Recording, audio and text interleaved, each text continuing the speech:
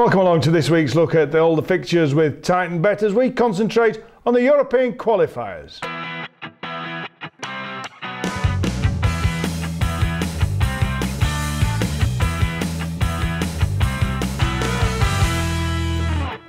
First off then on the international matches is England taking on Lithuania on Friday night at 7:45 at Wembley. Lithuania aren't that great at the best of times. On their travels they're even worse, and at a big house at Wembley I can't see anything other than England win. Just pick the amount of goals you want. The main question will be, will Harry Kane get a game?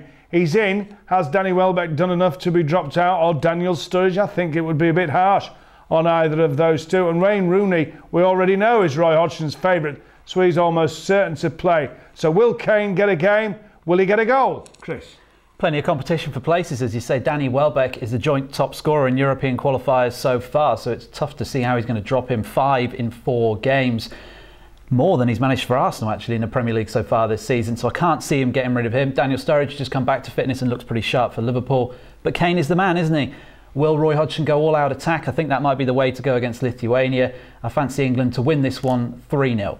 3-0, it's going to be more than that. Get on more than 3-0. It's going to be about 4-5, maybe even 6. Because if Kane comes on as a substitute and England are already coasting it by 2 or 3 goals, he's going to want to show exactly what he can do. He's not going to sit back. He'll be flying forward, trying to get himself on the goal sheet. So England, half-time and full-time, and plenty of goals would be my bet. And Kane to net on his debut coming off the bench.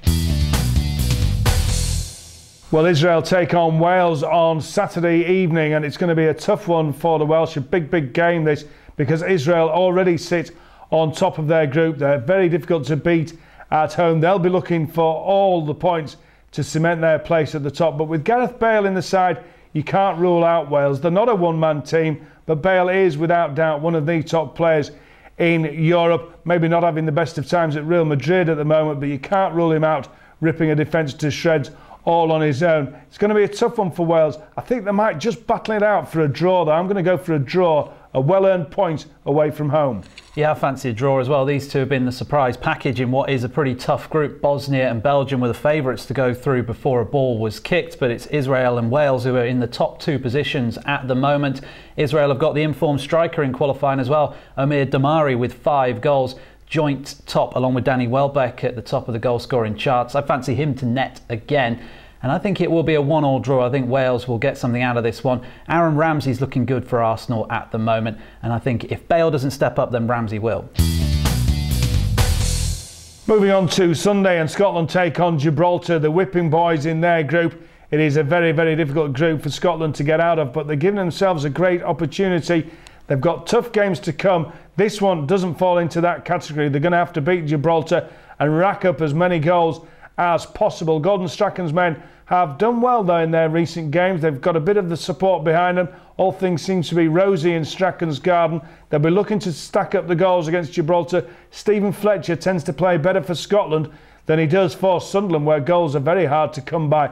I think Fletcher will be on the scorebook. I think Scotland are going to win it by 4. Half-time, full-time Scotland for me. I think you've got to go bigger than 4, because Gibraltar have already been beaten 7-0 twice in qualifying by Poland and the Republic of Ireland. They look like a pub side more than an international team, and I fancy Jordan Rhodes to get a hat-trick in this one, and Scotland to win 6-0. Could be even their biggest win ever. Such is the poor quality of the opposition. As you say, it's a must-win game, isn't it? Because they need to keep up the pressure. 3rd in the group at the moment. A strong start, but it's a tough group with Germany, Poland and Ireland all pushing for qualification. But a Scotland win by a massive margin.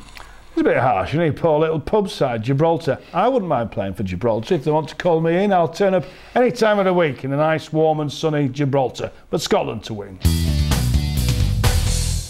Finally this weekend, Northern Ireland take on Finland at Windsor Park on Sunday. Northern Ireland going along very nicely in their group. Michael O'Neill has certainly got his team playing greater than the sum of their parts, I reckon, and they've got every chance of qualifying. They'll see the game against Finland as a must-win. Finland not exactly flying, they're certainly not the Finnish article, and Northern Ireland for me in this one. At Windsor Park, never an easy place to go to for an away team. Often wet and windy, possibly the same on Sunday afternoon. I'm going for Northern Ireland. Comfortable victory. Yeah, I fancy Northern Ireland just to edge this one. It will be a little bit nervy. Finland, I think their recent results suggest they are nowhere near good enough to qualify. One win in qualifying so far against the Faroe Islands. They drew 0-0 with Yemen last time out in a friendly. So Northern Ireland to edge this one by 2-0. Will Gregg looking in good form for MK Dons at the moment. He's probably going to be the man to lead the line. And Michael O'Neill's men to pick up another important victory. Well, that's all for this week. Don't forget, we'll be back next week with all the latest on the Premier League action. Don't forget also our Ultimate Fan competition on www.titanbet.co.uk/UF for your opportunity to win tickets to the 3 major finals in Warsaw, Berlin and London this summer.